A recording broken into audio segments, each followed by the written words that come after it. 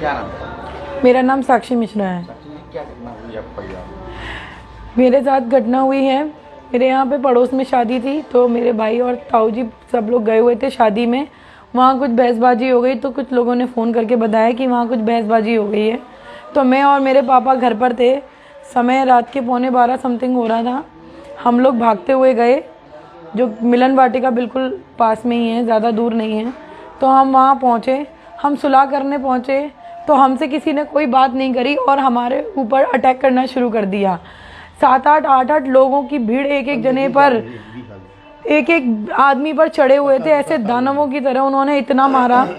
मुझे पता भी नहीं था, मैं आगे आई, मैं आगे बात करने चाह रही थी कि पीछे से वहाँ से उन्होंने मारना शुरू कर दिया। मेरे भाई को मारते हुए मेरे साथ में सांप बगल में ले आए। तब मैंने देखा कि मेरे भाई से झगड़ा हो रहा है।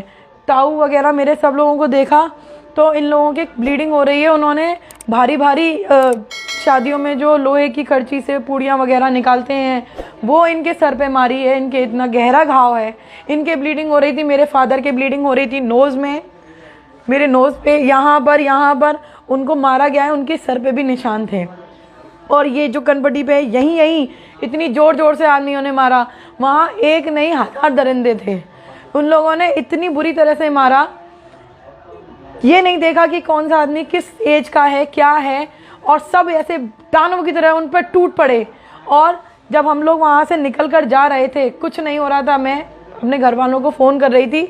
इतनी देर में एक लड़का पीछे से आया, उसने मेरी आंखों के सामने, हम उसे रोक भी नहीं पाए, उसने मेरी आंखों के सामने पापा के ऊपर इतनी ज़ोर से प्रहार किया। मेरे फादर के सिर पे एक बूढ़ा आदमी, एक आदमी की आप सोच सकते हो कि किसी के सर पे ऐसे मारेंगे तो क्या होगा उसके ऊपर। उस करची भी मारी गई थी, उनकी लात घूंसे से मारा गया, करची भी मारी गई थी सिर पे। फिर तेज से वो इतनी स्पीड में भागकर आया, मेरी आंखों के सामने मेरे पापा खड़े थे। मैं बाहर थोड़ा साइड होके फ़ोन कर रही थी अपने घर वालों को कि कोई आ जाए, यहाँ पर बहसबाजी ज़्यादा हो गई है, क्योंकि मैं अकेली उनका बचाव नहीं कर सकती थी। वहाँ मौके पर 2 पुलिस वाले भी मौजूद थे, जिनके सामने आके उसने मारी और उन्होंने इतना मारा कि मेरे पापा का वहाँ देहांत हो गया। पुलिस को शासन करने दी। हाँ, ये सब लोगों ने फेरबदली करी है। एक बात बताइए, अगर आप इतने ही जानकार हैं, अगर आप में इतना ही दिमाग है, पढ़े लिखे हैं, तो ये बताइए हार्ट अटैक सिर में होता है या छाती में होता है? जब मेरे पापा ख़त्म हुए, वो मेरी आंखों के सामने थे, पुलिस वाले भी थे, मैं अकेली नहीं थी, वहाँ पर बहुत लोग थे। मेरे पापा ने सर पकड़ा था और वो बहुत तेज़ चीखे थे।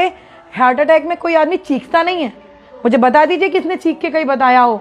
और हार्ट अटैक पे छाती पे हाथ आता, अगर उन्हें दर्द होता तो छाती पे हाथ रखते। मेरे पापा ने सिर पे हाथ रखा था और बहुत ज़ोर से चीखे थे और चीखते चीखते गिर गए। उनकी कोई सर की नस फटी होगी, जिन्होंने इन लोगों ने उसे हार्ट अटैक का नाम दिया है। इतना मारा कि उनकी हत्या कर दी गई। ये कहाँ का इंसाफ है? कोई आदमी सुलह कराने गया है और आप उसको मारे जा रहे हो, और कोई बीच बचाव के लिए कोई भी नहीं आया। मैं किससे क्या लगाऊं? मैं यहाँ पर अगर मीडिया में अगर इतना बूता है, अगर इतना दम है, अगर ये वाली बात मेरी ऊपर तक पहुँचा सकते हैं, और मैं अपने इस सीएम से बात करना चाहूँगी, मैं इनसे बोलना चाहूँगी कि अगर आपकी सरकार है तो ये गुंडागर्दी क्यों हो रही है? ये गुंडागर्दी ऐसी क्यों हो गई कि मेरा बाप चला गया मेरी आंखों के सामने? पुलिस प्रशासन कुछ क्यों नहीं कर पाया? कोई स्टेप उसी समय क्यों नहीं लिया गया, जबकि पुलिस चौकी बिल्कुल 2 कदम पर थी। 2 कदम मतलब 2 ही कदम पर थी। यहाँ पर मैरिज होम था और सामने बिल्कुल पुलिस चौकी थी, तब भी कुछ नहीं हुआ। और उल्टी सीधी पता नहीं क्या क्या धारा लगा दी, जबकि धारा जो मेन लगानी चाहिए थी मर्डर की, वो किसी ने नहीं लगाई। और ये लोग चाह रहे हैं कि हम लोग ऐसी रफा दफा कर दें मामले को। मैंने अपने पापा खोए हैं, मुझे इंसाफ चाहिए हर कीमत पर, हर जगह पर।